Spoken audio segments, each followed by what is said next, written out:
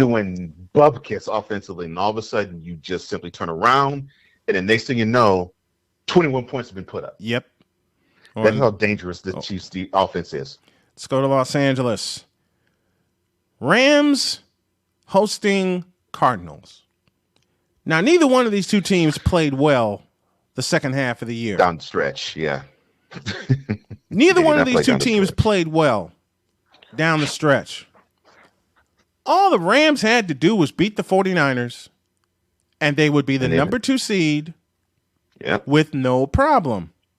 Mm-hmm. All the Arizona Cardinals had to do to win the West was beat the Seattle Seahawks. At home. At home, in the desert.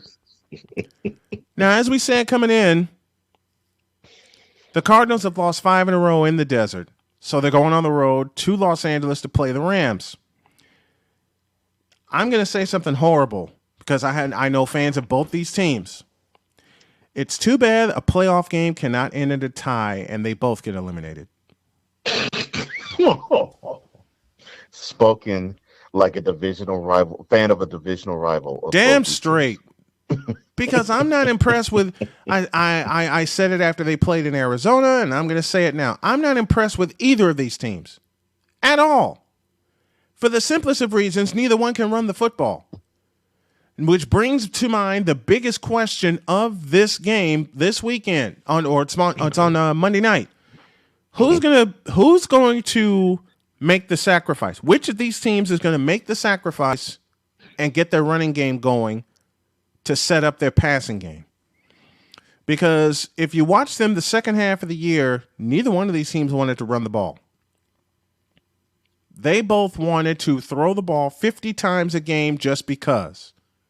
Like Tampa Bay, like Green Bay, Kansas City runs the ball, so you can't say Mahomes doesn't throw the ball 50 times a game. He only throws it 40, right. And that's because they got 40 carries already. Yeah. Who's going to be, and I think I said this about the Bills earlier. No, I said this about Tampa Bay. I beg your pardon. Tampa. Who's going to get uncomfortable first? Now, that is a good question. You can leave that question hanging for all the Rams fans, all the Cardinal fans, all the analysts that think they know what's going to go on in this game. Who's going to run the clock and run the football and be so uncomfortable out of their offense, but knowing that a running game travels in January and February? Who's going to... Jim Durham said this a lot. The late, great Jim Durham said this a lot. Who's going to blink first? Close quote. Who's going to blink first? Who does old Snowman think is going to blink first between these two? Look at the two games that they played this season. The first time the Cardinals and Rams played, it was in SoFi Stadium, and the Cardinals, like they do, like you see in a Tom and Jerry cartoon, put their mouth to their fist, blew it up, turned it into a big fist, and knocked the Rams sideways. Ooh, that was an ugly game. I mean, a football ugly game, meaning a team should not have been pushed around like that. Nope.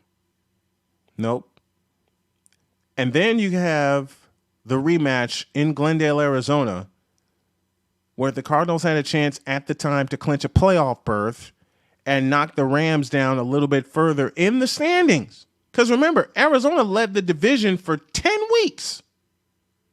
Yeah. They led the division for 10 weeks, and that was the game where it flipped. Yeah, because if you remember the week before, and I love Troy Aikman for this because he is a straight shooter. Mm-hmm. In the end of that Rams-Packers game, he actually said, "Man, this team looks so." Talking about the Rams, this team looks so bad. You almost have to ask the question: Can they win again? Will they win another game? Can they win again this year? Mm-hmm. And he was correct. And I led with that bad. We led with that the following day. Yeah. Mm-hmm. He was correct in saying that because they did look that bad. And that was the game that righted their ship, because that propelled them to the NFC West title. That game right there. And it won't propel them anywhere else. I believe the Rams are one and done. It's a hard choice between two teams that don't run the football at all, let alone run the ball good. That's what I dislike about this matchup. I don't think I'm even going to watch it. I don't think I'm even going to watch it. Right there. That's what I dislike about this matchup. I know my wife's going to have the snacks and everything, but I don't think I'm going to watch it. I think I'm going to put my headset on and I'll listen to it. I'll listen to it. I'll get the Rams voice and the Cardinals voice, which is the great Dave Pash. That's what I dislike about this game. So I'm going with I'm going with the Cardinals. I think the Cardinals can make this game so uncomfortable for the Rams that they won't be able to bounce back. I'm going with the Cardinals. Here's what's so messed up about all of this. So you know how teams normally try to build themselves. They don't try to build themselves like a couple pieces at a time. Yes. And they go through progressions, and they want to make sure that they when they get to the mountaintop, they can stay there for a minute. Right. And while they're getting there, they're building to get there, which means that there'll be certain pieces that they didn't rely on that actually they can rely on later because they grew with the process. Yes. The Rams basically were saying, bump that. We want the chip now. We want the ring right now. And it started the year they actually went to the Super Bowl when they had in their craw, so we actually can buy a way to a chip. We can actually get a championship because we are in a city where they want a championship now. We're going to provide that. The problem is they are mortgaging their future for this present. And they did it 3 separate times. And then they mortgage even more of their future. Not giving away first-round draft picks, but giving away second-round draft picks for Von Miller. So now you have a team that that even more so than the Cowboys, they are star-studded. It is all about name recognition. They got the star recognition in quarterback in Matthew Stafford. And this was a McVay special. Yeah, it was. It wasn't I want to get a proven quarterback. It was I want to get this guy. They couldn't. Well, they basically weren't going to try to do that for the running back because they were wanting to have Cam Akers be the guy. Unfortunately, he got injured before the season began. Now he's back.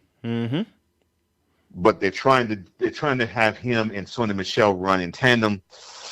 Hey, well, you saw how that worked Sunday. So saw it live. Saw it live, and it doesn't work. No. So in the wide receiver core, along with Cooper Kupp, you have another star name in Odell Beckham Jr. He's a star? Really? Well, remember, one-handed catch in the Meadowlands makes any person a star. George Kittle's made 3 one-handed George Kittle made 3 one-handed catches in 2019. He's a legitimate star. Next. The only reason why I say that is because that happened in 2014, and we still see the clips of it 7+ years later. And what's the song? What have you done for me lately? And by the way, that catch it was a touchdown, but it happened in a loss. But against the Cowboys, I believe. Against the Cowboys, that's right. It was against the Cowboys. Sunday night football. That catch happened in a loss against the Cowboys. So what does that say about Odell Beckham Jr.? Right. So that's the offensive side. The defensive side, you have the star name in Jalen Ramsey at cornerback. Whoop-de-frickin'-do. You now have, well, I won't say a star, but you now have a proven veteran in Eric Waddle that they signed off the heap this week. How fast before he gets burned? I'm sorry, Eric Waddle, but you're trying to help the Rams now. Where the hell were you all season? Talk about the jokes right themselves. You so the linebacking core, which to me is the weakest of their whole team, Yep. is led by Von Miller. Who is asked to do everything, by the way. Yes, he's asked to do pass rushing, he's asked to do run stopping, he's asked to do pass coverage. I agree. And then Von Miller, how did that work out for you in 2 games against San Francisco? Not so well, did it? And it puts all of the onus on the best player on the team in Aaron Donald, who basically is the guy who has to do pass rushing, run stopping, and a little bit of pass coverage, but mostly the pass coverage for him he has to bat passes down. Right. So they are full of names. The team is full of names, and they're going into this game. They wanted to have a bye in this game, because they thought, okay, well, we have the studs, we have the names, we have the name recognition, we should have the best record. Well, we don't. No. We should have the number 2 seed and at least have 2 home games guaranteed. No, you don't. You blew that. You blew that. You blew that after you lost to the Packers. Yeah. Yes. And you also blew that when you blew a 17-0 lead last Sunday. So you go, you wet the bed at home, and you drop to the number 4 seed, and you play the worst matchup for you in the first round. Because I think they could manage the Eagles, even though the 49ers would probably get with them again.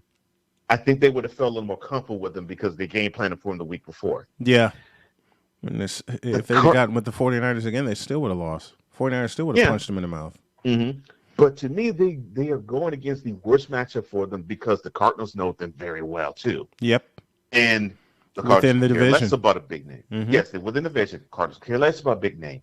The Cardinals are that team that's trying to build and go through the process. The Cardinals are that team that have the prerequisite things other than a running game and possibly a run stopping game that actually can make them and that engine go. And Mr. McVay is going to be grossly unhappy. Yeah, because he's going to pull his hair out. Because this team is the house of cards. They're about to fall flat. This team has built their foundation on sand. They have built this Super Bowl foundation. We're going to not only be in the Super Bowl, but we're going to be in the Super Bowl in the home stadium in which we play. And that foundation was built on sand. And the Cardinals have the propensity to do the exact same thing that they did to them in October. And what sucks for them is they don't need a running game that they should have to do it. Kyler Murray can do it all on his own and break ankles. Seen him do it. And what's the worst part of it all? The Rams are horrible at home. Yep. And the Cardinals are at their best on the road. So yes, I also take the Cardinals. Yeah, we're both taking the Cardinals. As I said, text the show 919-247-3622. Tweet the show official SIT Morn and let us know who you're picking during this wild card weekend. Both of us are picking the Cardinals to beat the